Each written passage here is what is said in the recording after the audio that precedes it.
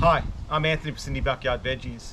Today's the last day of winter, but it definitely doesn't feel like it at the moment. We've been having 25-degree days for the last week here in Sydney, so it's been quite warm. It's time for me to start my cucumber seedlings, and I prefer to plant 4 rounds of cucumbers throughout the growing season, from now all the way to the last planting in March. But to get an early start today, I need to raise my seedlings in trays. They just won't germinate in the ground at the moment. It's still a bit cold. I like to grow commercial hybrids in my patch, especially greenhouse varieties. I find that they produce a lot better and are more disease resistant.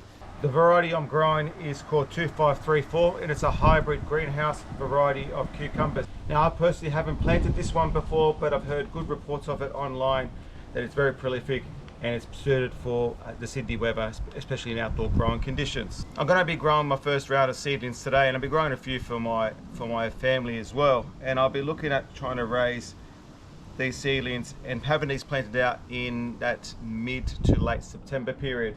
To start my planting, I filled up my trays with the store-bought seed raising mix, the standard mix I use on all my seedlings. And what I've done is I've actually wet that soil to make sure it's ready for planting of the seeds. These are my seeds, and I'm just going to drop 2 seeds per cell. I find if you do it this way, you at least have a seedling to plant out if one of them doesn't germinate. But also with cucumbers, I don't find there's much competition when it comes to planting 2 seeds per location, so that will do fine in my patch. As with all my seedlings, I'm going to cover the seed tray with a bit of vermiculite, and it's just a light covering across the lot, and just spread it out, making sure all the cells are covered. So these seeds are now planted, and I'll take them indoors to germinate. I've got a north-facing room that I locate them in, and I expect them to germinate in about 7 days. When I add my first fertilizer feed to them and put them in the sun to make sure that they get leggy. And I'll be planting these out in the 3rd week to the 4th week of September. In continuation of my spring plantings, I've come out into the garden this late afternoon, and I'm going to be planting eggplants. I've decided to plant over in this back corner of my main patch, just trying to find a spot that's out of the way from the rest of the plantings, because I'm expecting that these eggplants are going to be in here till at least May, and I don't want them to shadow the rest of the plants. And I'll show you where I'm positioning the garden. There you can see at the front here, this is the back half of the main patch, and I had my kale plants in this spot before, and so I'm going to be planting out my eggplants in this spot. I'm looking possibly 2 rows, trying to get 8 plants in, but probably going to get 6 plants in this spot. I'll show you the variety I'm growing and show you the seedlings. This variety is called Monocasa, and it is the large black eggplant variety that you get regularly at the supermarket. I grew this last year, and it's very prolific. It's a very big plant, and it really produced a lot of fruit, and I'm really happy with it. This is my 3rd year planting this, and I started these seedlings in the start of July, so it's taken a good 8 weeks to get them to this size. I did repot these 2 weeks ago because I didn't have the space, but now that the space is freed up, I'm going to go plant them out. Now the bed itself, I'm going to go add some chicken manure to this side of the bed now. Then I'm going to spread it out and just dig it in, and then add a few other amendments, and then plant out these seedlings. As with all my plantings, tomatoes, capsicums, and in this case eggplant, always adding a bit of potash, a bit of dolomite lime to the bed. They're all from the same family, those plants, and they all enjoy a dose of both these amendments. Especially with the dolomite lime, it stops them from getting blossom end rot. Eggplants do get that as well, and potash really helps them produce their fruit. And it's just spreading it gently across the patch, top of the manure, and I'll mix it in, and then I'll set out the rows. I've just finished out setting up those rows. Set those rows in at about 80 centimeter spaces. These plants do get quite big, so it's nice to have a bit of space between the rows to be able to stake the eggplants as they grow. I haven't gone as deep in the trenches as I did with the tomatoes, but I do still like to put a trench in because I do like to be able to water in that trench and add my fertilizers as I need. Now in the rows I'm going to be trying to plant my plants. I'm trying to get 4 plants per row, so I'm looking at that 50 centimeter spacings between the plants. Ideally I should be pushing it to 60.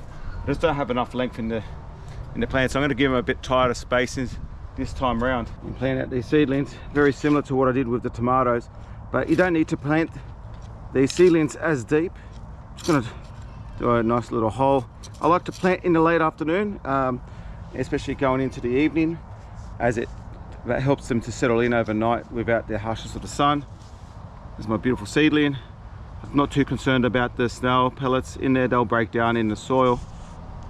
And just try to see if I can get the whole plant root ball and oil. Looks absolutely amazing. There you go, just gonna plonk it in the hole and just fill it back up. Now you can get rid of the lower leaves. It does help actually if you do, that's no big deal. If you don't,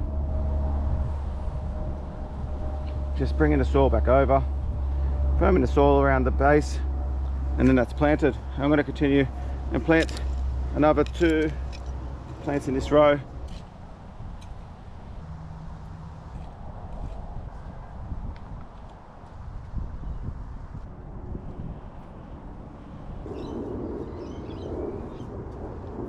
So I finished planting those eggplants and looking really, really good, and I'm glad it's just done before dusk, so they're gonna have plenty of time to settle in. I'm gonna give them a little bit of a water just to get them to, you know, settle in place, add a little bit of snail protection, and I'm really going to be monitoring this spot and making sure that they keep the place relatively weed free. And in about 3 or 4 weeks time I'll be starting to stake these plants, and I'm expecting a harvest from these in early late December. They do take a while to produce, but once they start going they'll produce all the way to May. At this stage I'm going to be looking at adding fertilizer to them in about 4 to 6 weeks. I'll add probably add a little bit of nitrogen fertilizer, a bit of a liquid feed in about 2 or 3 weeks time, just to really get them going, and then start with potash and superphosphate every 4 to 6 weeks during their production. So I've come out to the eggplant patch this morning and just checking up on them, and because we're having such a hot sunny day today here in Sydney, I've had to add a bit of a cover across, a bit of shade structure over the plants. They just were starting to struggle a bit with the heat, so especially in those first few days where you've just planted out plants, especially now as we're coming into spring and summer, if they keep your eye on the plant, on the seedlings, and if they do need a bit of shade, give it to them, especially in that first few days of transplant. But that should be okay here, and if I take it up you can just see the plants are doing, well, you can just see that there, the plants are doing okay, but I will just need a few days to settle in. And while I'm over in the main patch, I want to bring you across and show you how my tomatoes are looking at the moment. It's been 2 weeks since I planted out these tomatoes, and bring it in closer, you can just see they are looking absolutely amazing. I'll bring you close to this one, and you can see that the seedlings now up to the 5th or 6th flower, and they've actually, again, every week they seem to double in size. I haven't had the irrigation installed on these yet, so I'm making sure I'm keeping the water running to them, and I might need to give them just a little bit more fertilizer now just to keep them going.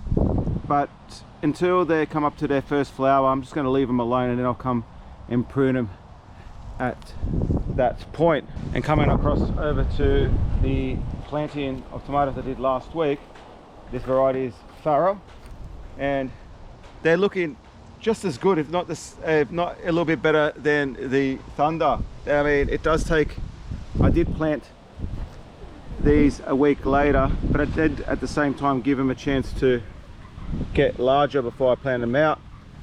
And yeah, they're doing really, really well. Really, really happy with these. These both are commercial varieties, both the Farrow and the Thunder. So I do find that commercial varieties do grow vigorously, and they are more less susceptible to disease, but they are settling in really, really well. They haven't had any fertilizer yet, so I'll probably give them some fertilizer today, a little bit of liquid nitrogen fertilizer, just to give them a bit of a just a bit of a boost here in that first few weeks, but the really early spring weather that we're having here in Sydney has really helped them to power along. My capsicums, on the other hand, they are starting to respond, but these take a lot more time. I had to put irrigation on them because I'm actually quite anxious that I will lose them to this heat. There is one in the back corner, and I'll bring you in closer to show you that one. Just seems to be struggling a little bit more with the heat. It always seems to be a bit, I'll show you, always seems to be a little bit more droopy. I feel that it just needs a bit more shade. So what I do is I put a milk crate across this seedling, and that gives it just enough shade so that it doesn't get so you can settle in and, you know, handle the transplant shock that it had from being planted out last week. So hopefully they're doing okay. No insect problems. I did give them a spray of pyrethrum yesterday just to make sure the insects stayed at bay. My fingers crossed. I think most of the capsicums have already settled in now. So I'm just moving on from my tomatoes. I need to do a bit of work in my broccoli patch. I'm over at my 4th planting of broccoli here, and these are now ready to be harvested. And I've got a few nice heads just showing up. There's probably a few here actually. I'm probably looking at harvesting 2 or 3. The variety here is called Aurora, and these were planted out of seedlings, what can I say, probably about 60 days ago, 2 months ago.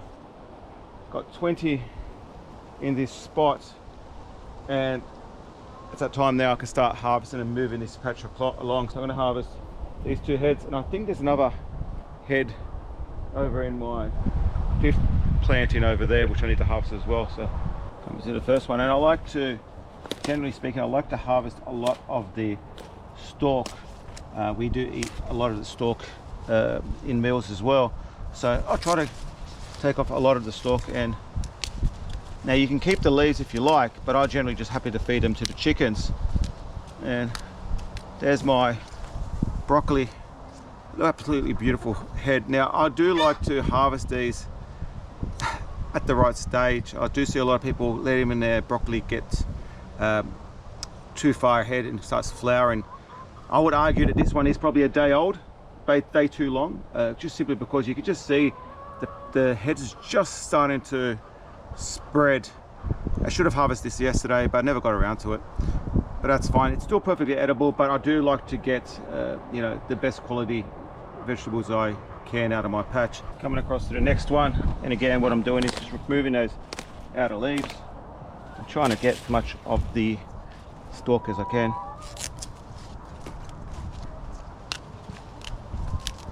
Beautiful.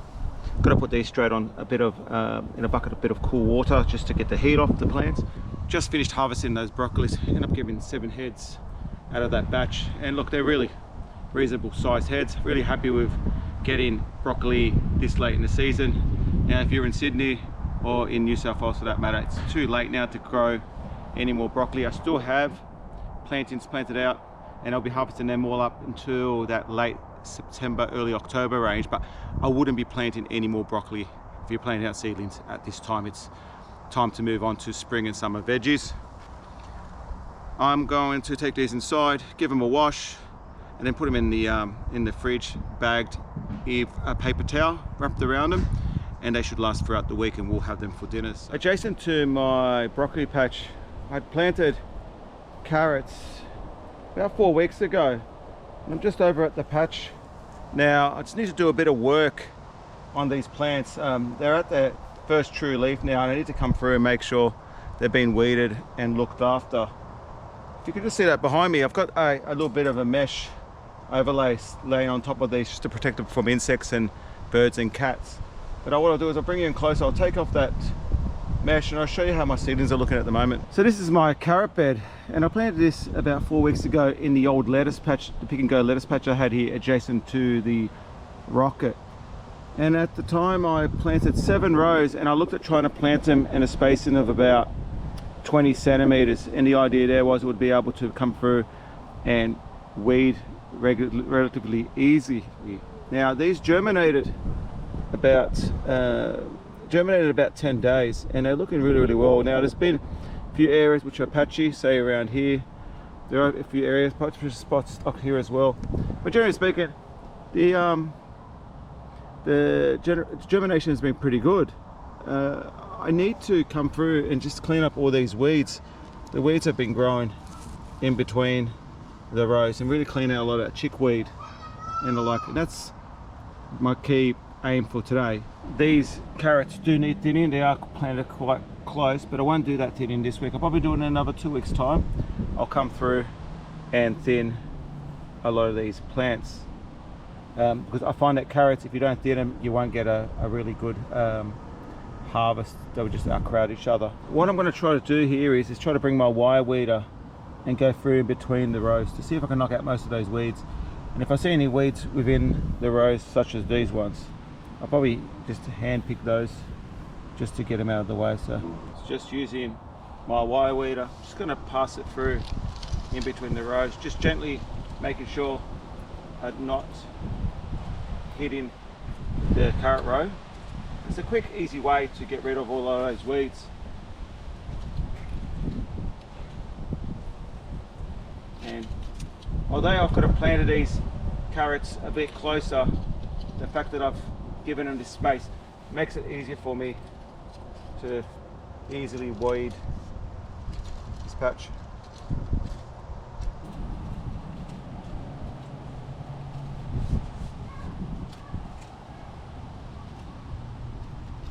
So I just finished weeding that carrot bed, and it's looking a lot better now at the moment. And as you can see, it's all cleared out from the center. Now there is a few weeds in between, which I'll come through later and pull them out by hand.